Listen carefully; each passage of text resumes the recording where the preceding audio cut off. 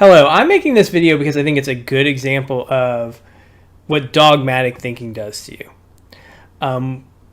This is a debate between two people, one of whom I disagree with a lot, but who I've always found to be somebody who is willing to talk to you and is willing to have a disagreement with you and not treat you like you are a bad person because they disagree with you, not treat you like you aren't worth their time because you disagree with them,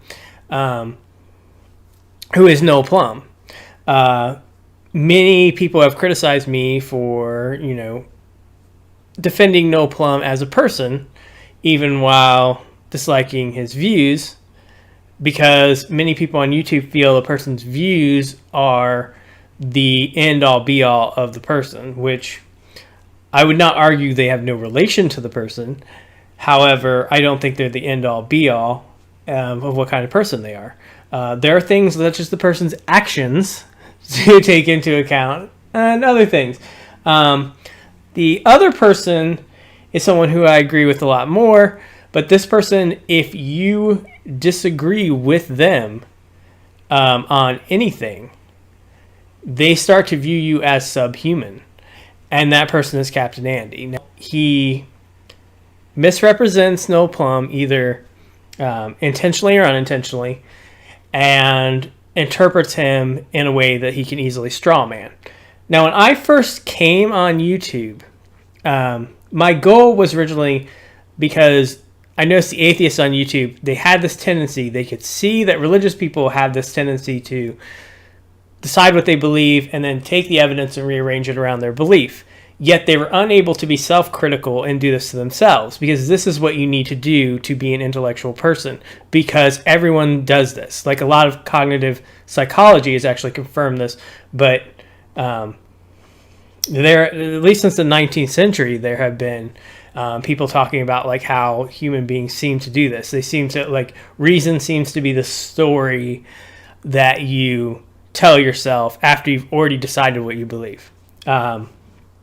So fighting that constant way your brain works is part of being an intellectual person and being a thoughtful person. And realizing that you could be wrong is the only way you could ever have a meaningful conversation with anyone about anything. If you go into any conversation with the idea that you couldn't possibly be wrong, then what is the point of the conversation in the first place? And there is no way you can actually get anything from it.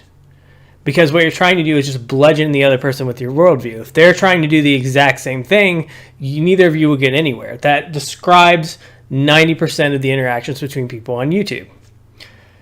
So this is a discussion between Captain Andy and Noel Plum about privilege. I'm going to illustrate the problems I have with Noel Plum's view, but I'm also going to illustrate the problems I have with both Captain Andy's view and the method for which he uses to respond to Noel Plum. That said, what exactly is the argument here? Well, Noel Plum argues that I am not using privilege in the way it is used in academia. What he doesn't do is provide any sourced examples of how the term privilege is used in academia and demonstrate the difference between those and how I use the term privilege. Unlike Noel Plum, I am going to provide some sourced examples. In 1988, Peggy McIntosh wrote, "I have come to see white privilege as an invisible package of unearned assets that I can count on cashing in each day, but about which I was meant to remain oblivious. White privilege is like an invisible, weightless knapsack of special provisions, assurances, tools, maps, guides, code books, passports, visas, clothes, compass, emergency gear, and blank checks." McIntosh went on to outline 46 ways in which she experiences white privilege in her daily life. MIT offer a list of 15 ways in which able-bodied people experience able privilege in their daily lives, which are based upon McIntosh's 46 points. Wolbring 2014 describes ability privilege thusly: Ability privilege describes the advantages enjoyed by those who exhibit certain abilities and the unwillingness of these individuals to relinquish the advantage linked to their abilities, especially with the reason that these are earned or birth-given natural abilities. Nowhere have I found any academic literature that argues that disability allowance is a privilege, which is what Noel Plum has argued. I quote, "People with physical disabilities still suffer in many ways in the West, but at the same time it is an undeniable privilege to have a welfare state that recognises your disabilities and provides you with benefits that are not provided to the able-bodied. That expects businesses and public institutions to disproportionately cater for your needs, for in the case of the learning disabled will, in the UK at least, foot the bill for you to have an extra classroom assistant often assigned just to you at huge costs to the state, meaning the state has invested several times more in your education than those without such difficulties.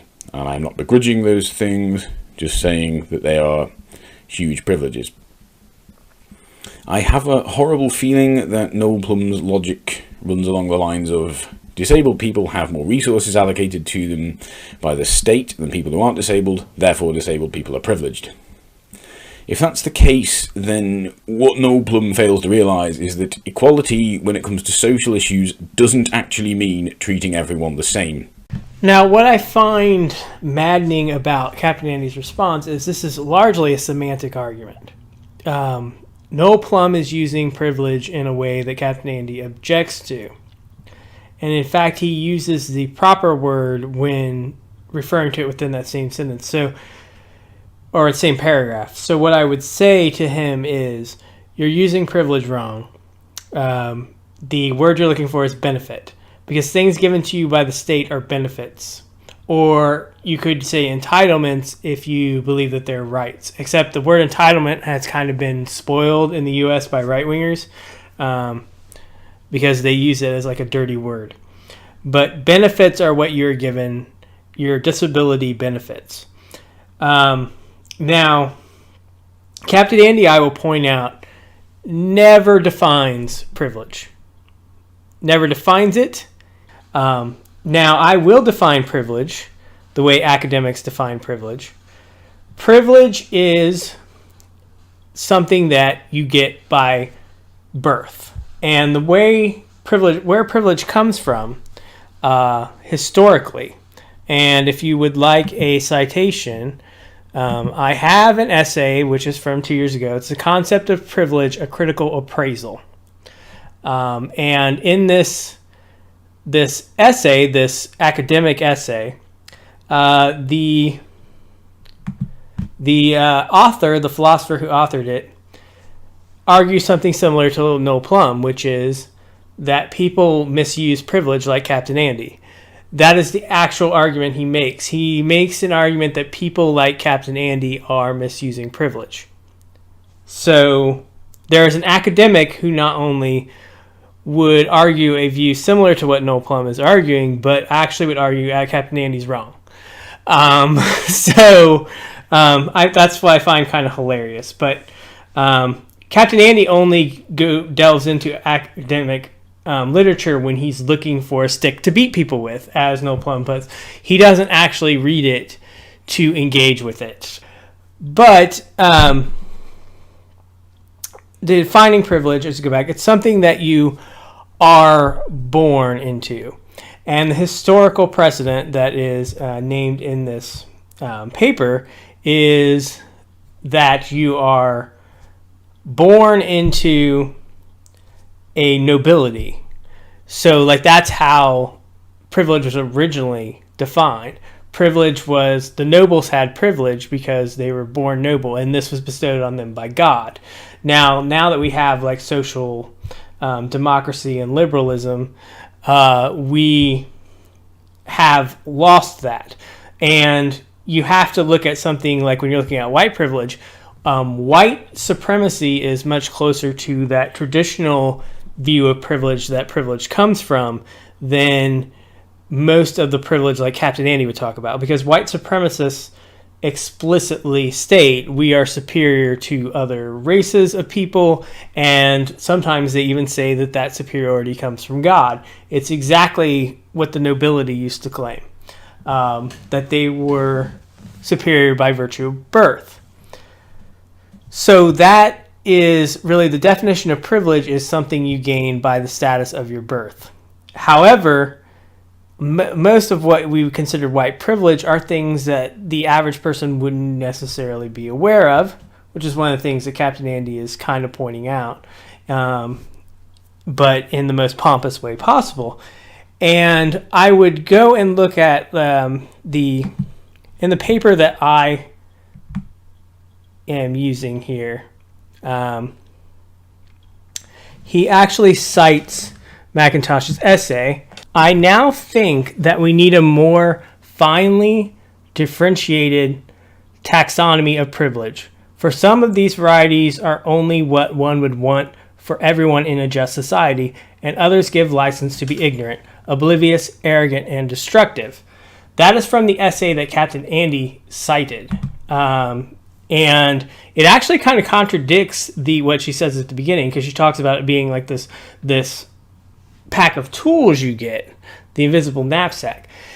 What is argued in the paper that I am citing is, he says, well, she's wrong, and she in fact acknowledges that she's wrong about that in that same paper, because it's not that white people get these special tools that they're unaware of, these invisible tools. He argues that white people now, with the way privilege is, they are treated the way we should all be treated. Like, for example, if you looked at police brutality, the police do not treat black people with the same basic respect that they treat white people in the United States. That is obvious. It's obvious by the disproportionate amount of black people who are shot by the police and things like that. This is something that a white person wouldn't be aware of in their daily life without some context of what a black person goes through. But it's not that white people have an invisible knapsack and this protects them from the police. It's that the police actually treat white people the way they should be treating everybody. So, in fact, what this philosopher argues is in the paper that Captain Andy cites, that she actually admits in that paper that her definition of white privilege at the beginning is erroneous. It's not true. You don't get a special knapsack with special things in it. I'm not sure how we would even begin to go about treating everyone the same. I certainly don't treat my parents the same way I treat complete strangers, and I don't treat complete strangers the way I treat my friends, and I don't treat my friends the same way I treat colleagues, and I don't treat colleagues the same way I treat romantic or sexual partners, etc., etc. Further, I really don't think I'd want to live in such a society, given as I value the differing relationships I have with different people. Equality when it comes to social issues means that, all else being equal, everyone deserves equal rights, opportunities, and social status, immaterial of their race, gender, sexuality, disability, etc., etc. So, while I don't treat my parents the same way I treat complete strangers, I do think that, all else being equal, they do deserve equal rights, opportunities, and social status. I don't treat strangers the way I treat my friends, but I do think that, all else being equal, they do deserve equal rights, opportunities, and social status.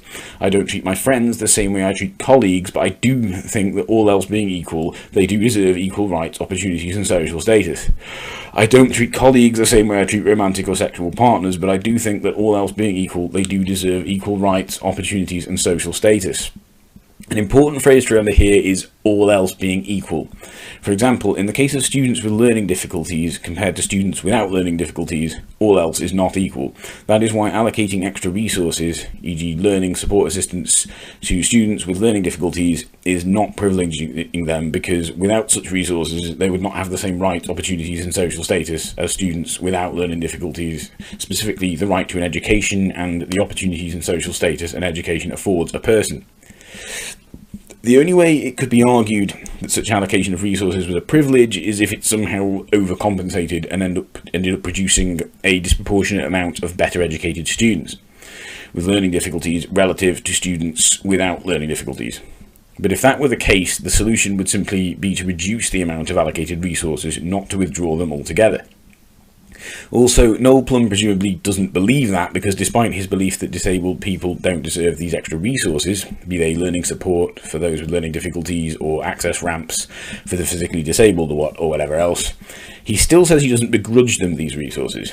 This is a very typically conservative attitude to social issues, i.e. viewing the improved treatment of those disenfranchised as somehow an act of generosity rather than as an act of basic human decency. Okay, a lot of stuff to unpack here. So, when he's talking about equality here, once again, this is just a semantic argument. He doesn't define privilege. He may not, in fact, know the definition of privilege because of what he said. He says the only thing something would seem a privilege is if the benefits went over the amount that was necessary. But that's kind of what Noel Plum is arguing, and that would be a different argument. Like when he's arguing about the allocation, he's like saying that's disproportionately allocated. Like he's kind of arguing that. That's a totally different argument, though. That would not make it privilege, though, because privilege is supposed to be something that you get by being born a certain way. Like you have white privilege because you're born white. You have able privilege because you're born able-bodied. That's the idea.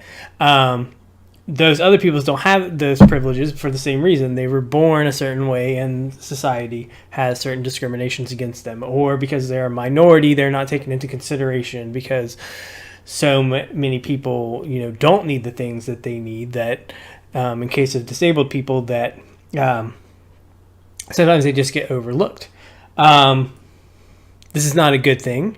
Noel Plum also does not acknowledge it's a good thing. There's still a lot of vitriol and anger towards somebody who is not really saying the things that Captain Andy seems to think he's saying.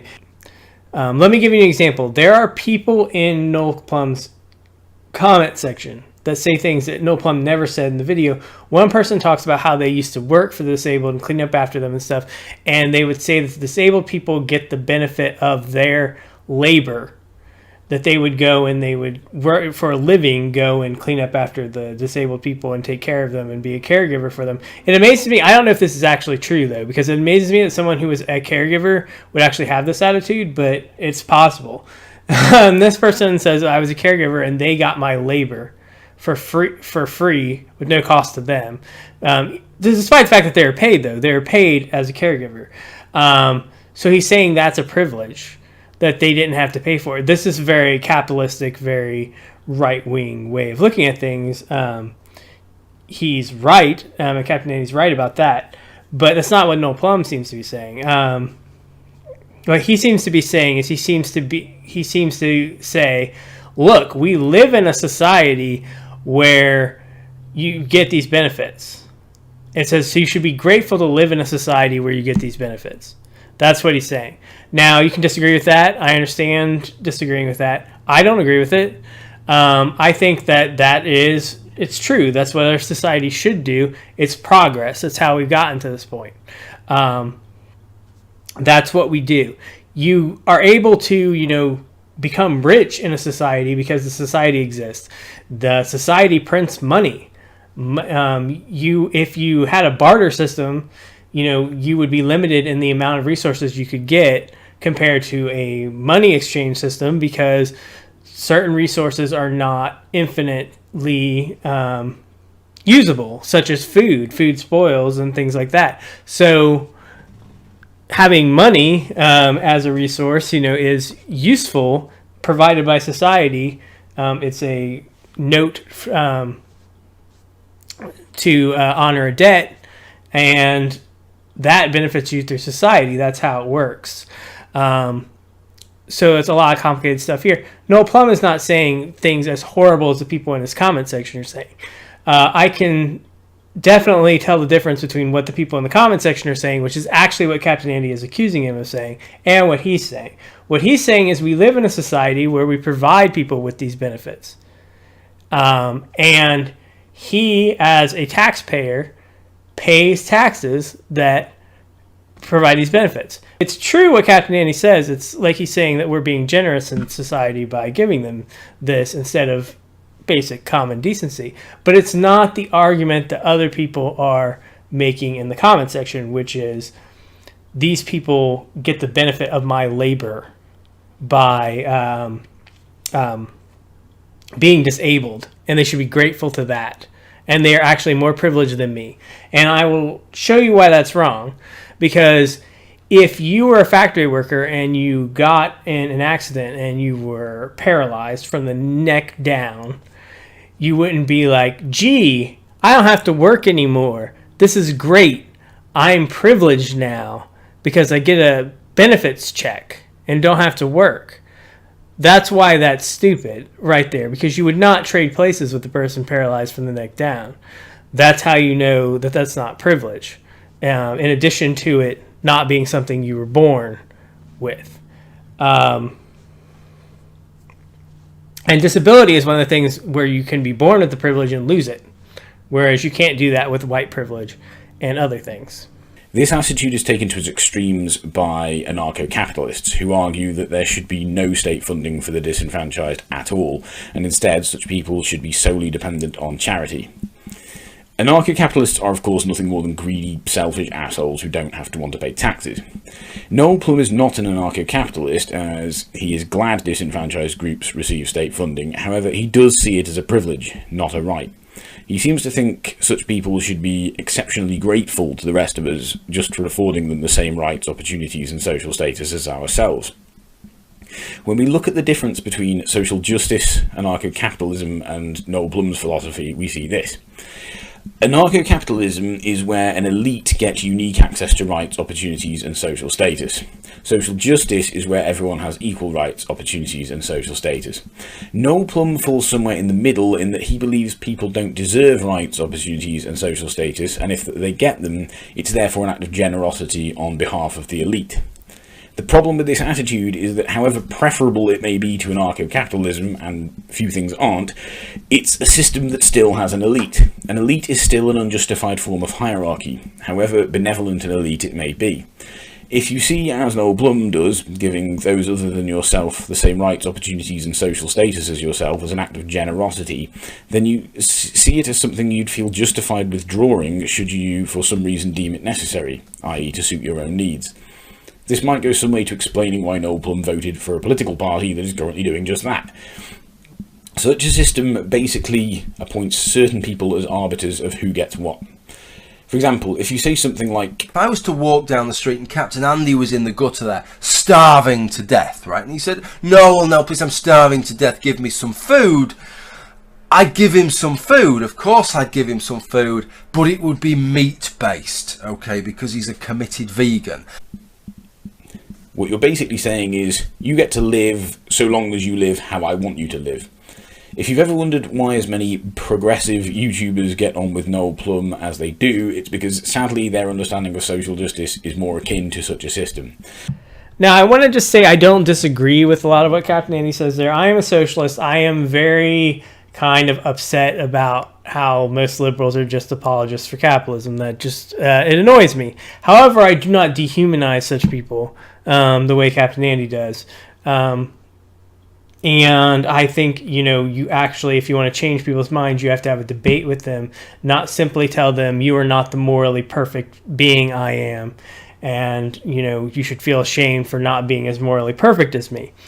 That is the whole point of the quote mine, which I will show you the actual context of it right now. Involved in this conversation with Captain Andy in comments, and so look, I have to be honest here, right, and just tell you up front that I don't actually get on that well with Captain Andy. It's a kind of mutual, reciprocated dislike. I wouldn't say it runs into hatred. I mean, if I can kind of give you where it's at, if I was to walk down the street and Captain Andy was in the gutter there, starving to death, right, and he said, no, please, I'm starving to death, give me some food, I'd give him some food, of course I'd give him some food, but it would be meat-based, okay, because he's a committed vegan. So that's kind of where we're at, okay, with Captain Andy and me. And I think we kind of dislike each other for the same reason. We both find a kind of distasteful sense of entitlement. We see a distasteful sense of entitlement in the other that we don't see in ourselves. Now, I know what Captain Andy's going to say if he actually lowers himself to watch this video. He's going to say this is not a quote mine. It is a quote mine, and I'll explain why. The context of what Noel Plum is saying has nothing to do with his politics, has nothing to do with his ethics. He's merely saying that I have a strong dislike of this person, and I think you need to understand that context before we get in, because this is my bias. And at the end, he's actually trying to just humanize. He's like, Captain Andy and I have this intense animosity toward each other, and when he talks about how we see entitlement in each other, he is trying to humanize the situation. He is trying to think of Captain Andy as another person. Now, if you watch how Captain Andy talks about Noel Plum, you see he does the exact opposite. He dehumanizes him. Now, Noel Plum was making a joke about how much they hate each other there. It's obviously taken out of context. It has nothing to do with the argument he's making. What he's doing is Captain Andy is saying, oh, since he made this statement, and this is how he might defend it as not being a quote mine, this is a reflection of his character, which is what Captain Andy does. He takes anything anyone says and tries to, once again, takes it as a stick to beat them with. That's just what he does. It doesn't matter if it's in context, out of context, doesn't matter. His entire modus operandi is to portray his opponent as a bad person, not to deal with what they're saying, not to refute their arguments. The person he's arguing against is a bad person. Now, this is exactly what the anti-feminists and the people that Captain Andy despises do, by the way. But he doesn't see it in himself. Now, in contrast, I just made a video about Peter Singer, the philosopher Peter Singer, and specifically about his views on disabled people. Now, if somebody had an argument with Peter Singer about disabled people and really objected to his viewpoint, and Peter Singer came back to this person and said, look, I donate 60% of my income to the poor and the starving in third world countries, which is true. Peter Singer does that. He also donates the complete profit of his books to people starving in third world countries. That's what he does. That's kind of amazing. It's one of the reasons I admire Peter Singer, despite my disagreements with him. But if he said that and go, look, you're a bad person. You obviously are wrong about this argument we're having because you're a bad person. Do you donate as much money to the people in Africa that I do? I don't think so. You're a bad person. So you're wrong. That is the equivalent of how Captain Andy argues. That really is. It might be a slight exaggeration because he never explicitly says those things, but that is the implication he has in everything he says and why he feels comfortable quote mining somebody so blatantly like he just did. Sure, they'll oppose sexism, homophobia, transphobia, racism, ableism, classism, and whatever else, but they expect a gold star for doing so. They see this as an act of generosity rather than a basic human duty. They expect members of disenfranchised groups to be oh so grateful to them for treating them like human beings. If you've ever seen a video pop up in your feed with some disgruntled title such as Why I Can No Longer Call Myself a Feminist or We Need to Focus on the Real Enemy, it's usually because one of these individuals has just been criticised by a member of a disenfranchised group instead of had mountains of praise heaped upon them. Captain Andy has the viewpoint basically that these issues have really simple answers, and in fact he tries to apply his method without thinking about the human interaction, which is the main problem. Without thinking about when you talk to people, you are talking to a human being. You are not, speaking it to a robot. Human beings have emotions, they have experiences. That is the whole point of something like feminism. That feminism is for women. And it's because of guys like Captain Andy that a lot of men don't want to call themselves feminists, or Kevin Logan or people like that, because they are people who, despite Captain Andy's claim that he doesn't do it for the gold star, that's really why he does it. like a label like feminist means nothing to me because I'm not a woman. It's not for me. It's for women. It is for women to talk about their experiences and their lived experiences. It's not for someone like Captain Andy to beat people with his self-righteousness. That is what he does. If you look at the best feminist channels on YouTube that are women, they do not do the kind of things that Captain Andy do. They do not do the kinds of things that Kevin Logan does for the most part. The best feminist channels on YouTube, for the most part, are women talking about their experiences. There's a couple exceptions where there's some feminists who are kind of stirring the pot that I actually think are doing something interesting. But it's not interesting to see like men fighting with men over feminism. It's not interesting. It is totally useless. What you should do is you should be putting your energy into supporting these women talking about their experiences rather than putting your energy into being considered the best male feminist on YouTube. When people would say, when I never applied the label to myself, that I was their favorite feminist YouTuber on my old channel, it literally made me want to put my head through a wall. Before I finish, I wanted to address a couple of things. I understand because you despise capitalism and business and money and wealth so much that you probably don't understand the fucking difference. It's just different categories of people for you to spit on, right? I get that, but there is a big fucking difference between those two things. I don't view crowdfunding as necessarily capitalistic. If anything, crowdfunding is a very socialist idea in that it puts means of production more in the hands of the worker than it does in the hands of corporations. In this instance, the amount of money a YouTuber earns or what content is deemed worthy of monetization is no longer dictated by Google. Rather, it is between the YouTuber and their audience. The problem I have here is people using crowdfunding to finance the spreading of misinformation. I think if people are going to accept donations on their channel, then they should at the very least make sure they have done their research and that their information is accurate. All right, first of all, crowdfunding is super capitalist because groups like a company like Patreon or something else actually takes part of workers' labor for nothing.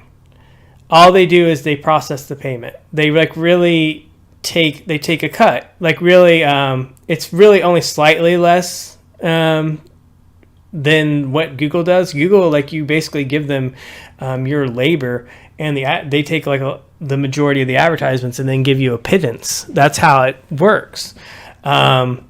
So yeah, crowdfunding is super capitalistic. I don't know where you get that it's not that there isn't a way that you could do it that wouldn't be socialist, but it's super capitalistic. I don't know where you get that, except that I actually don't think Captain Andy understands socialism very well. Now, what he says is like that Noel Plum is spreading misinformation. Noel Plum just states his opinion.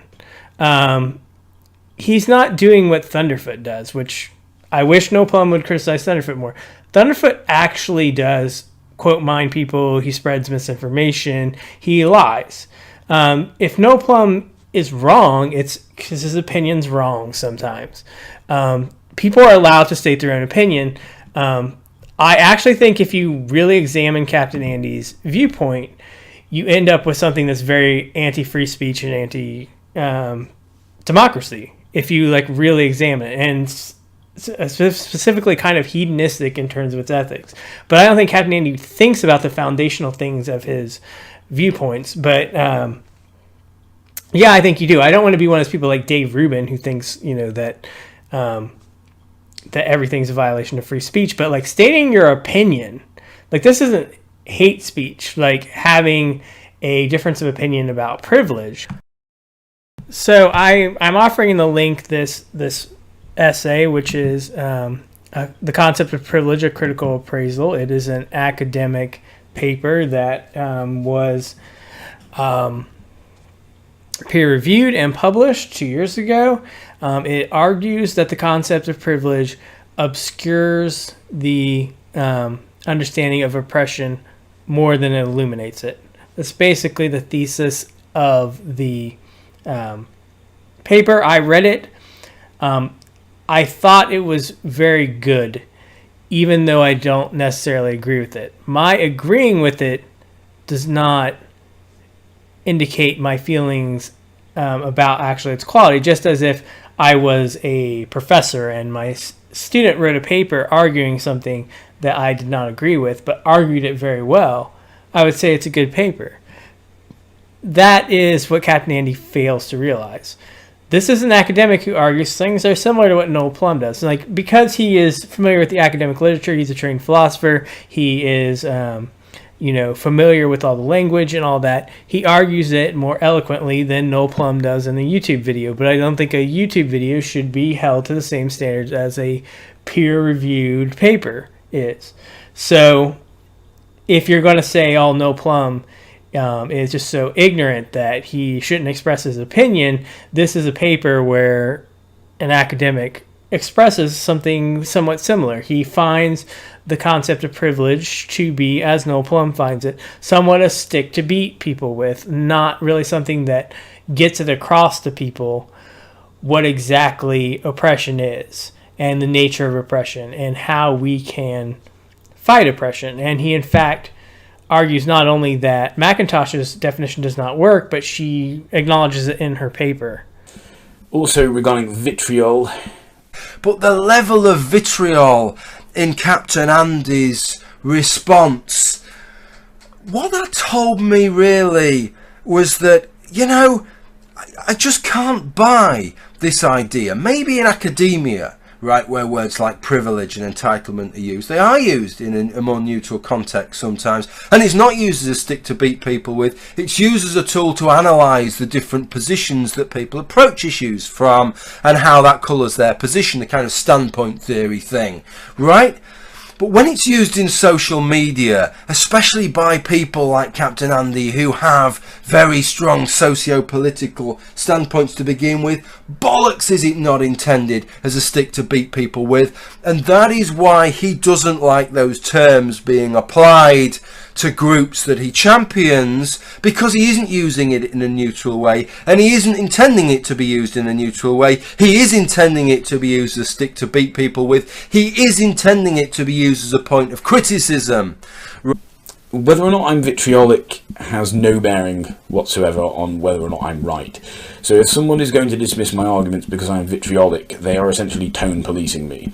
If I'm vitriolic, it's because I grow increasingly weary of the constant and unrelenting bigotry and ignorance that absolutely dominates this area of the internet. It's not really what Noel Plum is saying, though. Going back to my example of like Peter Singer, if he argued that he gives more money to Africa, that's kind of what I think Noel Plum means by Captain Andy being vitriolic. He literally just says, I'm a better person than you. That's how he argues. I am a better person than you. So I win. It's not about the argument. It's not about the logic of it. It's about who's a better person. And that's how he argues. That's what I think Noel Plum is criticizing.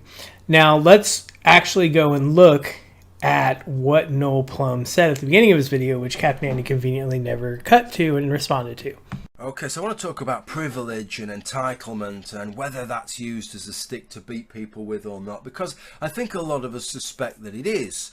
And I've really tried to take this on in good faith, privilege and entitlement, more than any of these things. So much so that if you check back, I did a 3-part video series about this thing, where I discussed what I thought were the main privileges I've had in my life, asked other people to do the same, and to do it in a positive way, right? Not look at privilege as some negative thing, but look at it in the way that it is sold, as a chance to reflect upon the things that we benefit from, right? It's not a judgmental thing. It's a chance to reflect upon the things that we benefit from and take them at face value and look at how that impacts on us disproportionately to other people. So I've took that on board. In fact, it was Stephanie Svan. Fucking hell, I despise Stephanie Svan with every bone and sinew in my body. And yet I have to say she made a very good point when she said this, which is she said some years back now, if you accept that there are people in the world who are underprivileged, then you have to accept that there are people in the world who are privileged and therefore accept that there is such a thing as privilege.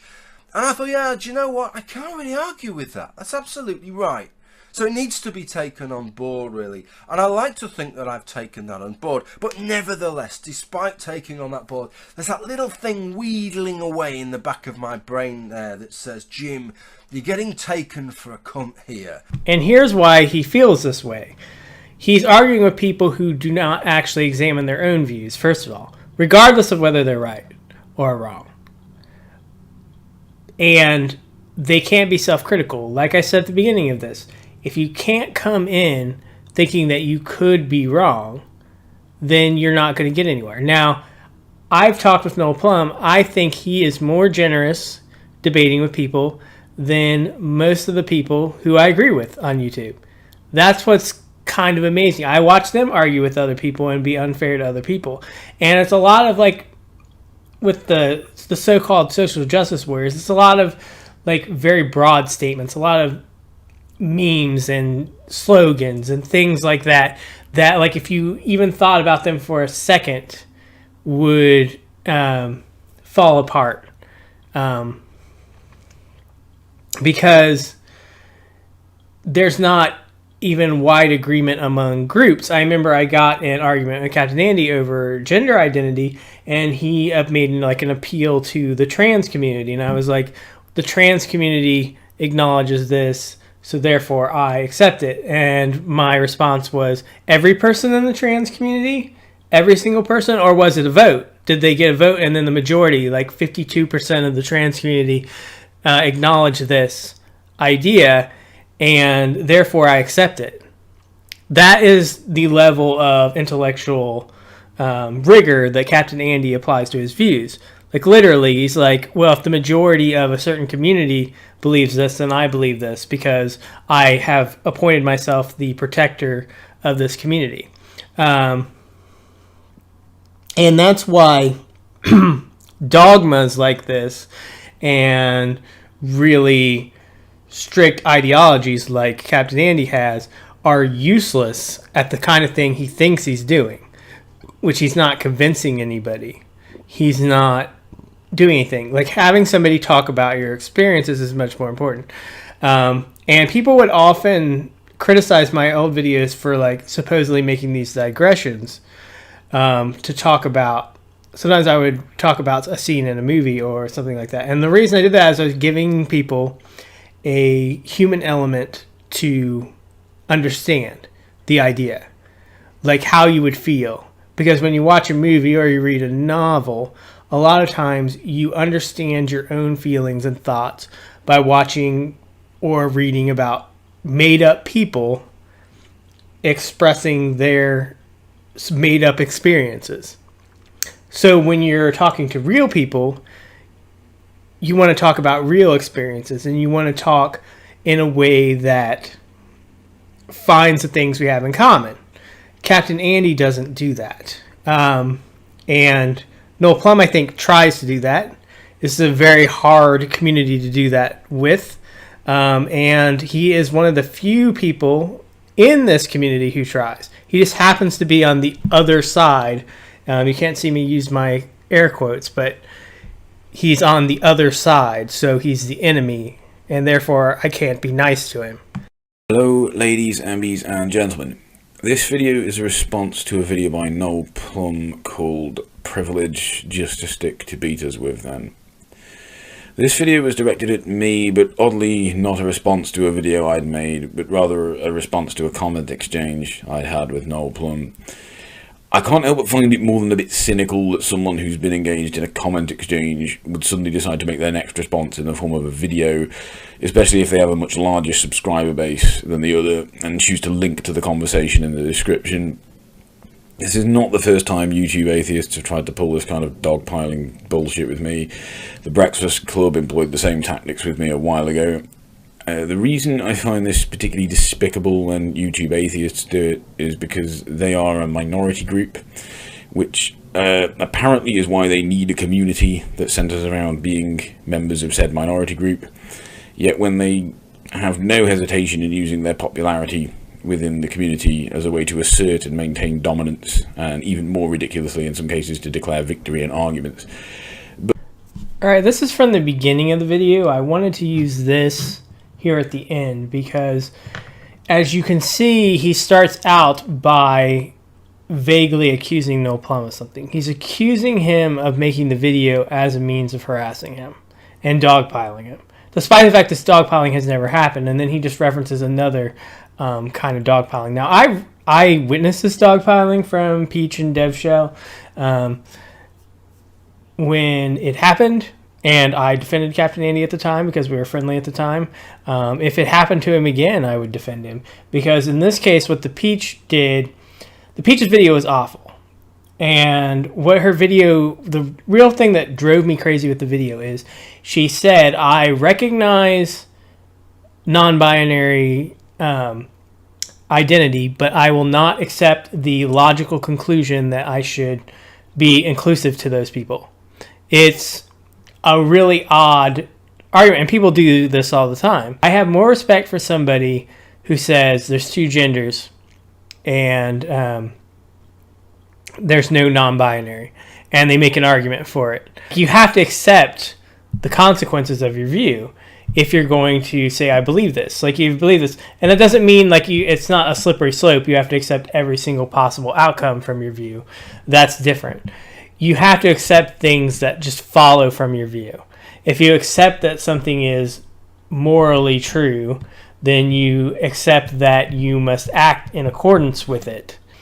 But as far as like Captain Andy saying, like, that has nothing to do with what Noel Plum did, because what happened with him is he responded to her video, and then they dogpiled him.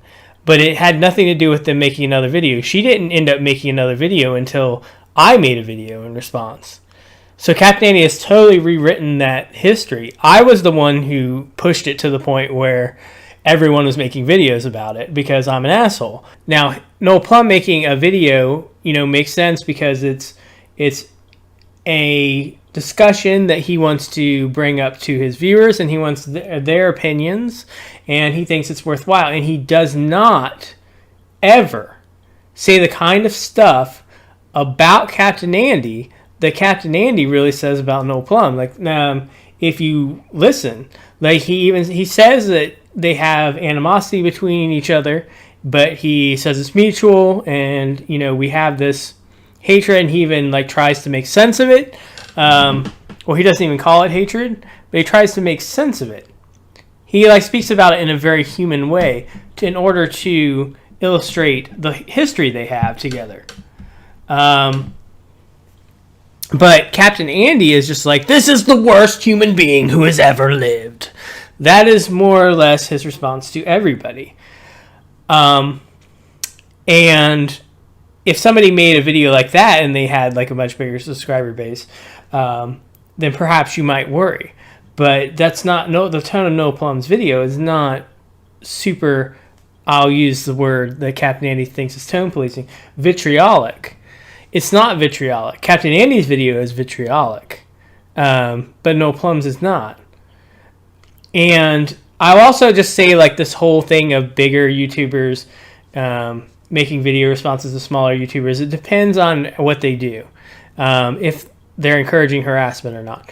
But I'll tell you, when I was making videos on my other channel, I loved it when bigger YouTubers would respond to me, even if it was in like the worst, angriest way, because my subscribers always went up. It never went down from that. I might have to deal with assholes in my comment section, but anyone who remembers my old channel knows I was like really vigilant about editing my comment section and blocking people. But I would love it. Like, it took forever for Thunderfoot to respond to me, and when he finally did, I loved it.